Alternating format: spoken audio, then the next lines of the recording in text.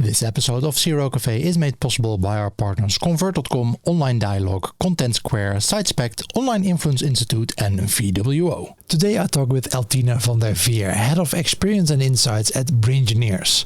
They have developed a tool called BrainPeak, which allows you to gather EEG data from customers while they are going through your website. And we talk about the importance of humanizing data. In case you missed the previous episode, I spoke with Chad Sanderson last week from Convoy, and we spoke about building your own data and experimentation platform. And you can listen to that episode on www.zero.cafe or in the podcast app we're listening with right now. Welcome to Season 3, Episode 3.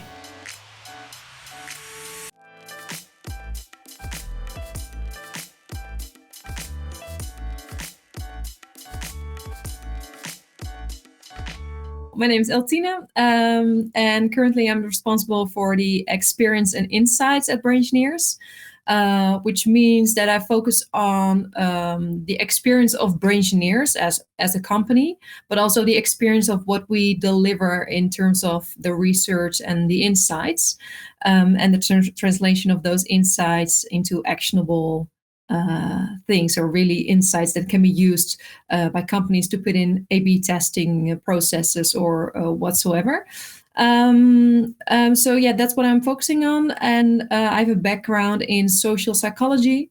I did a master's in social influence and attitude change, so I'm very much interested in the behavioral side of the changing behavior. And related to that, I also did a digital marketing education, so making sure that I could combine the psychology side with the digital side. Yeah. Did you start off in a job doing psychology and digital together, or? No, actually not. I started off it was more a data-related job, mm-hmm. and after a while, I was in contact with the digital side at that point as well. But I figured that I saw there was a big future in it, and so much opportunities because at that time, and we're talking about like 12, 13 years ago or so, there wasn't really much digital at a mature level. So I was like, okay, there are opportunities over there, especially for the psychology side in it. Yeah, and psychology education at that time, I'm very familiar with that. Mm-hmm. Didn't have anything to do with internet, right? Exactly. So that was actually already my frustration during university, because it was also very much directed at health behavior, which by itself is really, really good, changing behavior in a health environment. But I was more interested in the commercial purposes. And so I started working in a company who wasn't dedicated to digital, but eventually I was like, okay, I'm going to move towards that digital side because that's where my interests are. Yeah. And now at Braingineers, what kind of clients do you typically have? Are there certain verticals that you guys are catering to?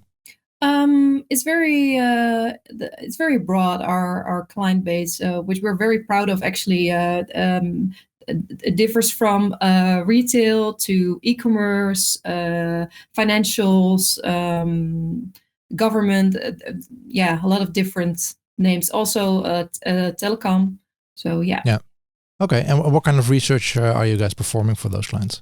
So what we do is we do neurousability research. I guess most people are familiar with regular usability research, and our method differs from that regular usability testing because we use EEG, which is mostly known as a medical device, but we use it in a commercial setting. So we have a headset that's actually useful in terms of the medical ones. You need the gel and everything on your scalp. It's not nice to have. I don't have to shave my head if I'm a participant in that. Well, you can if you want to, but we actually we don't advise to.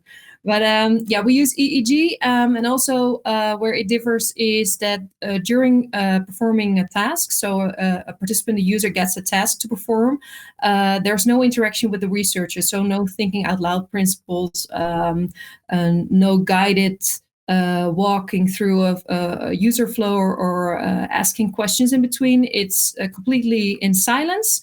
And the reason why we do it is because we measure the subconscious experience instead of the conscious experience. So we were really interested in what happens on a subconscious level.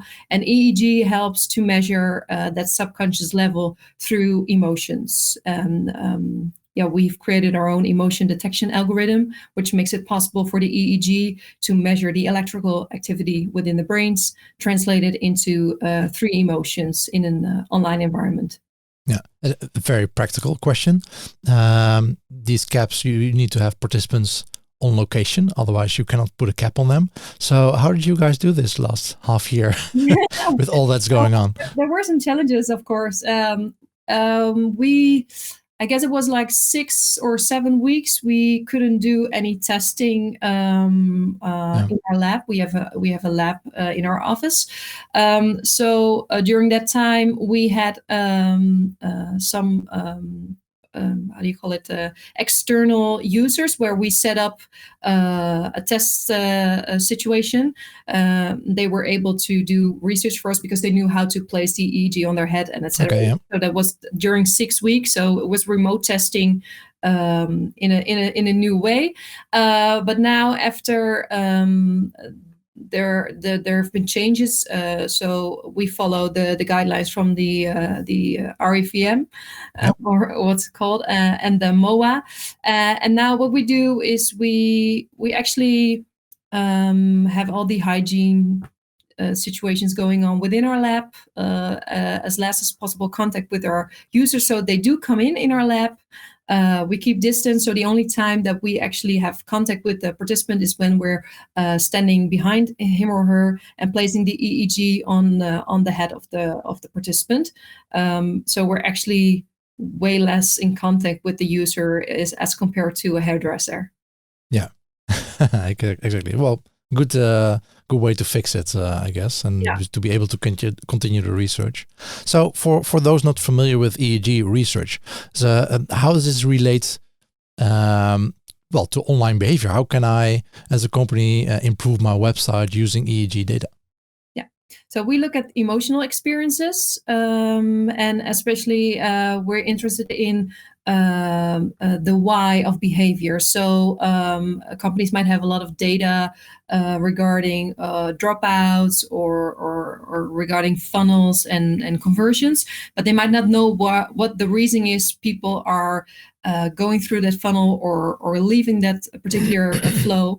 And we are focused on getting to that answer. So the reason for the behavior. So what is really happening here? Why is it happening? And what we do through the use of EEG is we measure their emotional response, which might differ from their rational response, because we know from our psychology background and that a lot of behavior or a lot of decision making takes place on the subconscious level. And we strongly believe that if you want to optimize your user flows, that you also should take into account subconscious behavior, and not only focus on what users are telling you, because they might not know what they're doing or understand why they're doing specific things in the digital environment. Yeah, I think our industry colleague Bart Schuts always says that basically your conscious brain is just the passenger and trying to explain whatever decisions that your unconscious brain is making. So the unconscious is really important in making those decisions. But if I remember correctly from my psychology background, it's mainly the amygdala is the emotional center of the brain, but EEG and that emotional center, the amygdala, is in the center of the brain, but EEG measures everything that's on the outside of the brain. Because it's non-invasive, and so how does that translate to what's happening at the outer level of the brain? Yeah, so it's the activity. So if the amygdala fires neurons, there are also other parts within the brain that become active. So what EEG does measures the activity of which parts in the brains are going on and off, so which become active. And what we did by creating our own emotion detection algorithm, so we measured so we brought users in a situation where they would be frustrated or they would be happy, and then we would measure which parts of the brain would be activated. And therefore we made a relationship to which parts of the brain were responsible, and it's on a dimensional scale from 0 to 1 with chances of the visibility of that specific emotion. Okay, so do you have to calibrate this for each person? Like, so we first have to calibrate something for one person, see, okay, how do they respond to certain emotions, and then look at a website, or is that very similar for every person? Yeah, so it's qualitative research. And yes, we do calibrate. That's a very good question, actually, because we at our office we used to have some limited parking spots. So when participants would come in, there was a chance they would be frustrated due to having to search for a spot for like 10 or 15 minutes. So obviously that is frustrating. What we do, we conduct a baseline measurement before we start the actual test, just to make sure that we know what their baseline of emotions is, so that we know that whenever they start interacting on that website or within that journey, we know that the response of the brain is related to the stimulus that they're interacting with. Yeah. Okay, that's clear. And so I think you've been using this tool for about 2 years now, that you've developed the Brain Peak tool. What have you learned? So much. Well, in general terms. I can't even start. Well, yeah. Well, we conduct a lot of research. So on a weekly basis, we perform 4 to 5 tests, and each test is obviously unique by itself. Some are more in a broader sense, focused on getting insights, and others are really specific at even copy and understanding what the impact of specific sentences on a particular page are. So, but in general, what I see at our clients is that they are amazed and very much interested in what's happening on that subconscious level, because obviously everyone has an opinion and everybody has ideas, and in order to really validate what the worth of it is and whether it's a good idea, you should start testing. But just by asking people what you think of an idea, you will not get the right answer probably, or not the complete answer. So I think that's the most important takeout, at least for what I hear from our clients, that they're like, okay, this is a dimension that we should really take into account when optimizing, because it's so much related to human behavior, and understanding human behavior. And if you understand human behavior, you're already more capable of optimizing. Yeah, and are those companies usually using this as a way to validate like new functionality or new designs or existing designs, or? Yeah, actually all of the above. All of the above. Yeah. So we actually do a lot of prototype research as well. So being in a development stage, and just wanted to verify where they stand and whether it's a good idea. So prototype testing, but also also live testing. So when it's already online, we do benchmark. So a lot of 0 measurement, 1 measurements as well, competition. So if one of our clients wants to see how the competition is performing in relationship to how they are performing, then we're also capable of doing that. So it very much differs. And what we see is that quite some clients use it for CRO purposes, obviously, so really get insight into how to optimize even further for conversion, but also are doing research related to service optimization, which is sort of different, because if the goal isn't by itself a real conversion, but you also want to know what their experience is So, and because it relates to loyalty and everything, retention and stuff. But so yeah, we see a balance happening over there, which is for us really interesting because especially now in times where everything's very much directed towards online, you can really make a difference by creating or giving the user an experience instead of just showing a flow, which might work, but hasn't really got that like, oh, this is nice, or oh, that's surprising. It gives a good experience. Yeah, exactly. But this research is usually, I can imagine, is usually used as any user research to point out where, in this case, the biggest frustrations are, or at least the biggest emotions in general are. You still need to validate the solutions, right? I mean, you still have to figure out what the best way is. I mean, I can imagine that if something is highly emotional, highly frustrating, it can still be beneficial to you actually when you point out something. Some basic principles in psychology when someone is frustrated, if you can make it hurt, people might be extra motivated to fix something. So it can actually help to be emotionally more engaged or frustrated, right? Yeah, it is. But the frustration that we measure is mostly related to not being able to reach your goal. Okay. And therefore, that's usually a bad thing, of course, on the website. Thing. But so that's one of the three emotions that we measure. But the other one is attention. The other ones are attention and joy. And attention is also an interesting one because attention by itself doesn't have to be a bad thing, because a lot of attention means a lot of cognitive activity, a lot of cognitive load. But that can be interesting in a flow just to make sure that people really process the information that is given there. So yeah, frustration as being able to reach your goal isn't really positive, but then on the other hand, joy is related to being able to reach your goal, and therefore very interesting to also have a look at, not only look at the things that are going wrong or might need optimization, but also like what is in fact working. And I think what is unique to our methodology is that we're able to really pinpoint, even on sentence level or element level, what's going on the page. So instead of like starting A/B testing because you might think it's over here, or they might interact with this section and that might be an issue, so we think we should optimize there. We can really pinpoint, so on a specific page, these elements are working just fine, they generate joy.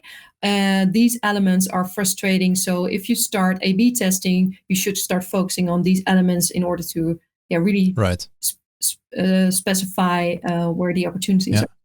And the pinpointing is done, you combine the EEG with like eye tracking data, or? Exactly. Yeah. So eye tracking data, we have a screen recording. So we also have mouse tracking, click tracking.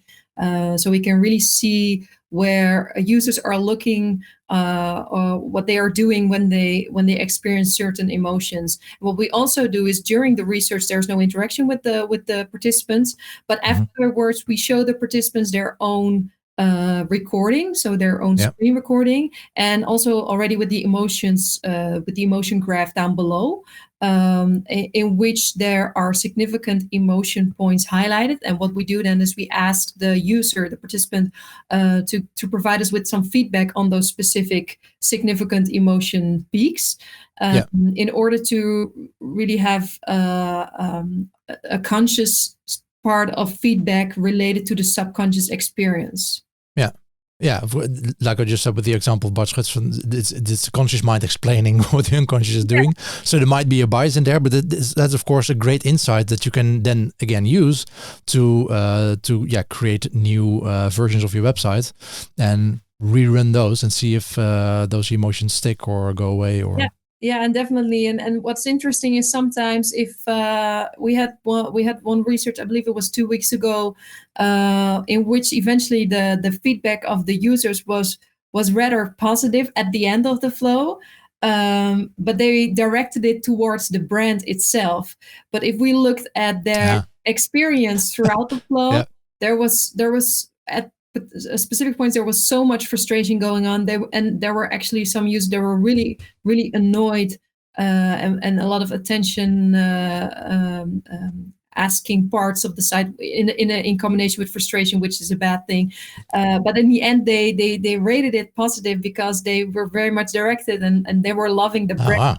Wow. And that was interesting by itself for that particular client, because they then were able to really see that even though the rating at the end of a flow might be rather positive, a conscious level, but the experience by itself might not be. So that's a great way to measure brand effectiveness or the effect of the brand, right? If you can just run the study with basically the same website or same stimuli or whatever it is, then just replace the brand with something famous versus something unknown, see what the effect of just the brand is. Yeah, very interesting. And also for them, in order when they would now start, they are now starting to do the optimization process, and they're thinking of retesting eventually, and to really see what the impact then is. Because if they already have such a good brand loyalty and brand experience, if they can also make their online experience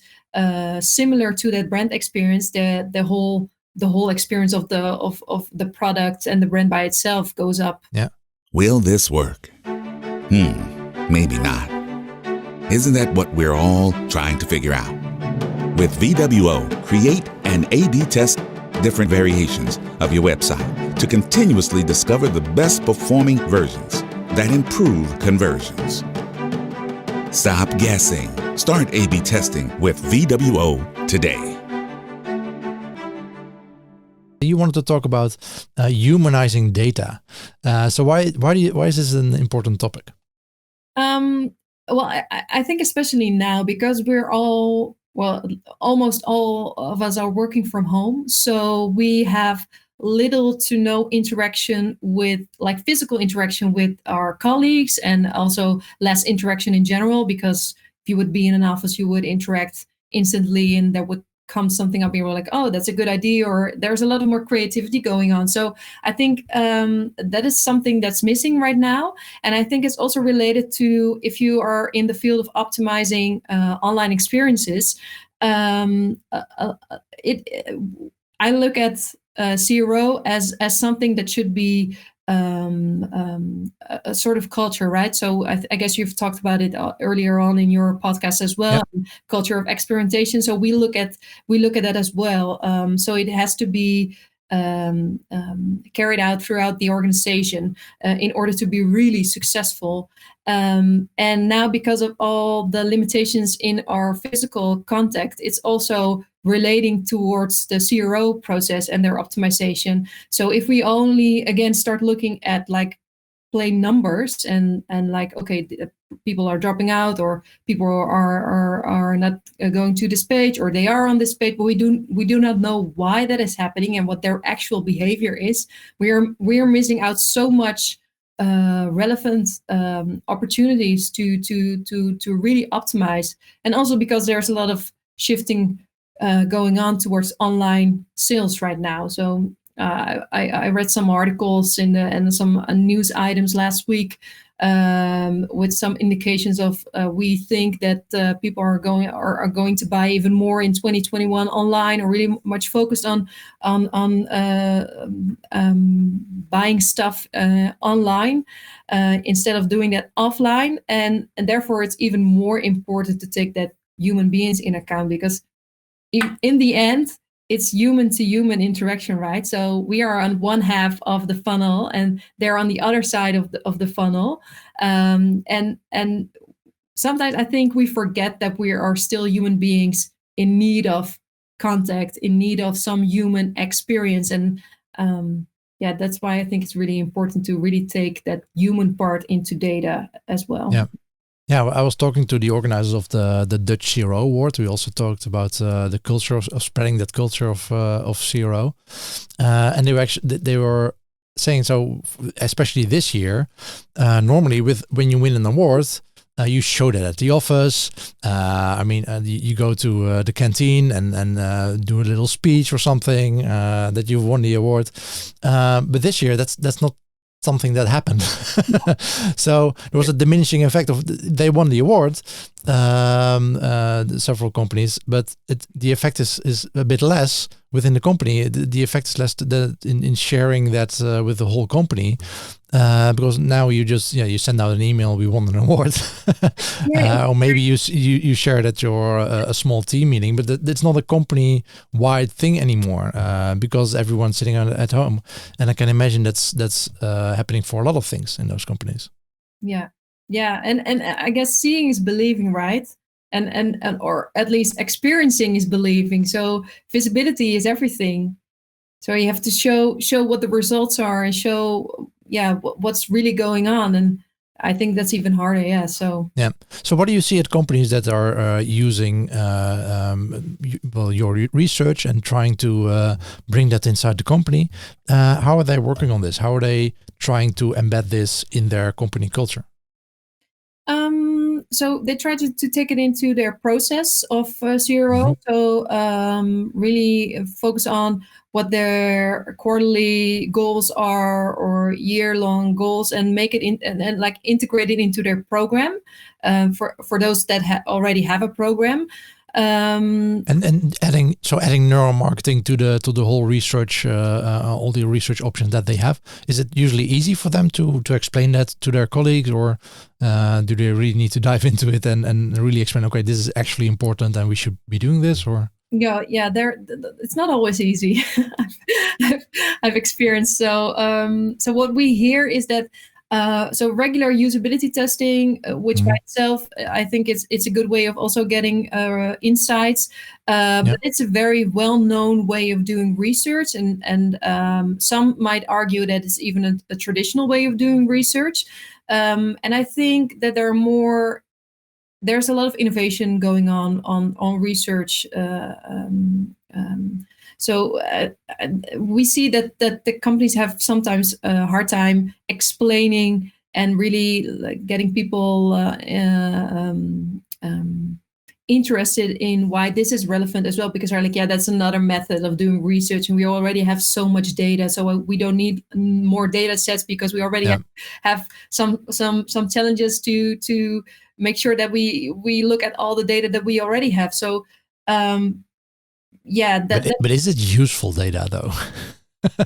You can have tons of data in Google Analytics or BigQuery, but and that's actually the conversation that we're having with alongside with our clients. If they need to explain it to other departments, we try to show them the worth of it. So, and I think the most easiest way of explaining it is that we try to we take the subjectivity out of qualitative research. So you have quantitative data, you have qualitative data, but with qualitative data, it's always a discussion of how you're interpreting it.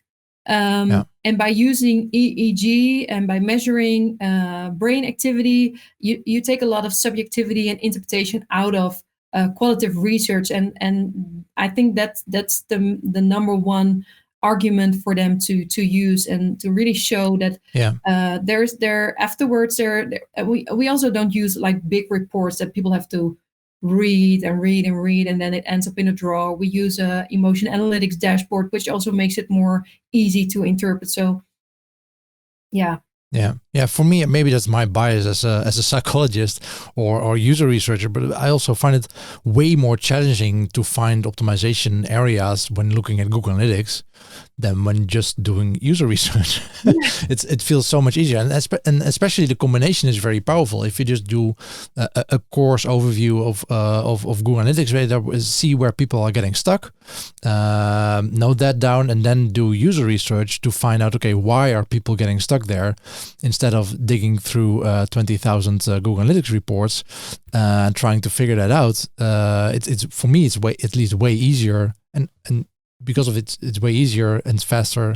It's also cheaper to do just user research. Yeah, but I think the magic is in the combination of both, right? Yeah. You need quantitative data in order to see what is happening where, but you need qualitative data to understand why it is happening. And for example, what we saw happening, there were a few cases I believe in last quarter, that there were specific pages of a flow of one of our clients who weren't performing the way they expected it to be. So a lot of dropouts happening over there. But what we eventually saw that by doing neurousability research, we saw that the issue by itself wasn't on that specific page, but it was already 2 pages earlier to that page. So. Yeah.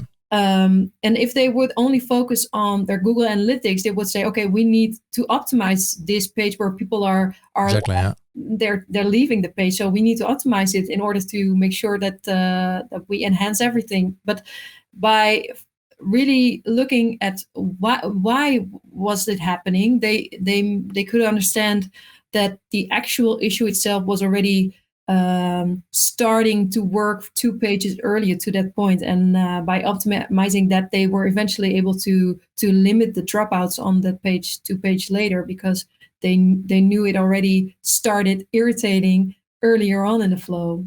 So it was a build up. So yeah, exactly, and even broader than just the website. Usually, when I'm working for a new client, I mean, you can start the first year with fixing all the well-known low-hanging fruit, but after a while, you usually start to figure out, okay, but the problem is not necessarily on the website. It might be the brand that you have.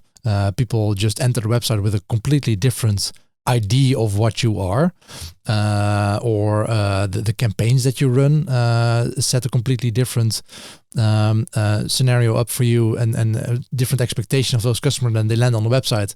Yeah, I cannot necessarily change the website in a way to completely change that brand image that they already have. Yeah. Or customers, or maybe the delivery of the product is actually the problem. People do buy there once, but they never return because you have a shitty product, or shitty delivery, or shitty customer service. Me tweaking things on the website is not going to fix that. No. And that's why it's important to combine all those different research methods. I think if you just get stuck in Google Analytics, for example, like you just said, yeah, you can see the least optimal page there, but is that really the problem? Yeah, exactly. Yeah. So yeah, I think the combination is so relevant in order to really look at the customer experience as a whole, right? Because that's also, I think that has also changed in the last few years, as when a few years ago it was more focused on like single pages or optimizing specific elements or tools on within a website, but now I think more and more companies are looking at from a more customer experience point of view, so really zooming out and looking at the whole process, and also taking offline into account, which is relevant, right? Because and ads and effectiveness of your advertising. Yeah, I think it depends a bit on how big the company is and how present they are. Do they also do TV campaigns, for example, or radio campaigns, that kind of stuff? You want to know that. And it shows the relevance of the whole culture, right? Of we need a culture of experimentation within companies to really make sure that if we want to optimize everything related to company goals, we should look at a customer experience point of view. It's not something one CRO specialist is gonna fix. So do companies usually use the neuromarketing as a starting point to see, okay, where do we need to focus in the whole journey, or do they already have a problem? Like they looked at Google Analytics, say, okay, our checkout is the problem. Let's focus, do neuro research on the checkout. Yeah.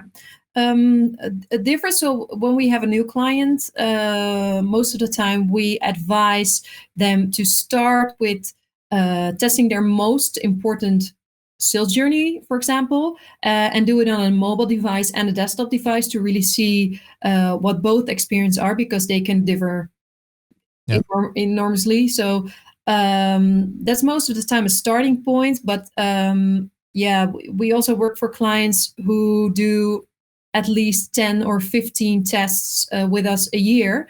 And they even test new propositions, so new ideas for new products. So it depends. But yeah, we normally advise to do like a measurement at the beginning of the year and one at the end of the year to make sure that you also take into account the most important user flow, your most important journey, and to really see where you stand and how you're optimizing throughout the year. Because we all know that we optimize little things and they can have big impact, but we also have to have some sort of zero measurement and one measurement to really see, okay, on overall, how did we perform and what are we doing? Because that also helps in order to keep everyone aligned and really make sure that all the departments within a company see what the impact is of what they are doing. Yeah, and especially when you repeat user research, you get some kind of a benchmark of how your own website with your own customers is performing. And then, it's also easier to test new stuff that's not live yet. So you don't have the big data set about how users are behaving yet, but you can just test MVPs and benchmark that or set it off against the benchmark that you already have. Yeah. Yeah. So you're also working with the University of Amsterdam on an emotion score. So how's that work? Yeah. So we just started working with them a couple of weeks ago, and it's a specific case or course, so to say, of the master's students. It's called real world case studies. So as we started out with discussing how our psychology education was related to like the real world and digital, they basically lacking all of that. Yeah. Exactly. And well, at least the University of Amsterdam is doing a good job in my opinion, because they're now really looking at real world problems at companies, digital, that are related to digital. So that started a few weeks ago, and we were already working on an emotion score. Or so, for example, you have the system usability scale, which is used within our field, and NPS, so Net Promoter Score, obviously well known. But what we think, looking from psychological perspective, looking from the way we conduct research, it doesn't really take into account the subconscious experience. So it's rating based on your conscious experience, and well, we already talked about it. We know that it lacks the information that we would really want to know in order to really optimize even further.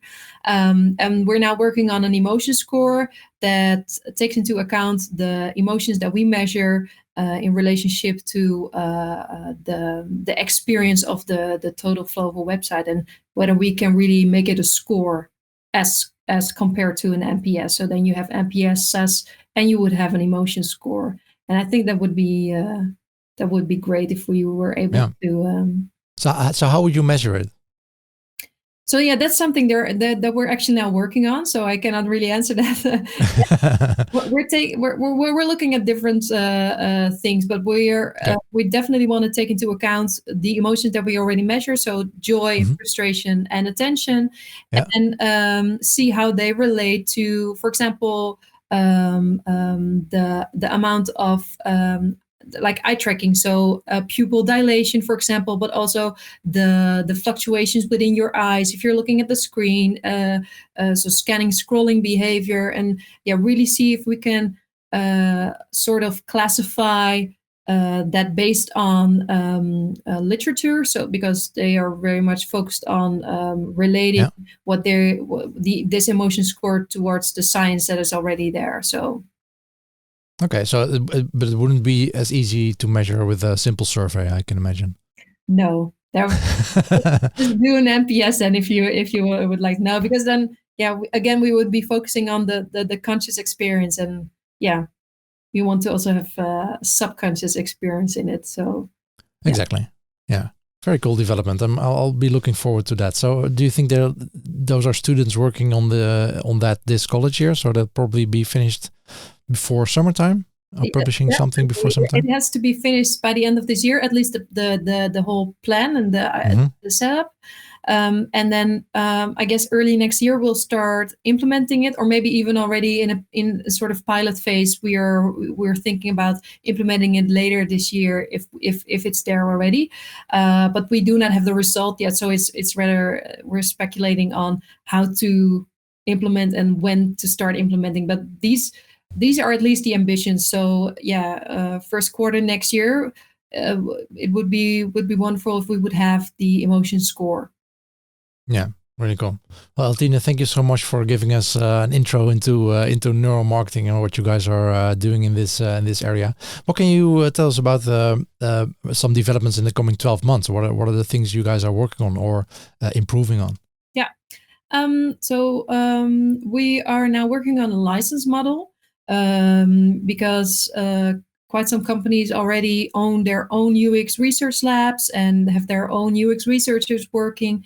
And we want to focus more on the technology. So making it possible for companies to start using our methodology themselves, because now what we do is we do the testing, we have the hardware, the software in-house, but we want to facilitate that companies can do this themselves and really implement all other types of research that they already have. Make their own UX neuro lab. For over 10 years, Online Dialogue advises about evidence-based conversion optimization with a focus on data and psychology. We see that analyzing data and recognizing customer behavior results in a better online dialogue with your clients and a higher ROI. The team of strategists, analysts, psychologists, and UX specialists gather valuable insights in the online behavior of your visitors, and together with you, they optimize the different elements of your CRO program through redesigns, expert reviews, A/B tests, and behavioral analysis. For more info about the services of this award-winning CRO agency, go to onlinedialogue.com. You were suggested by our previous guest, Dave Powell from TomTom. Who do you think we should invite for the CRO Quip podcast?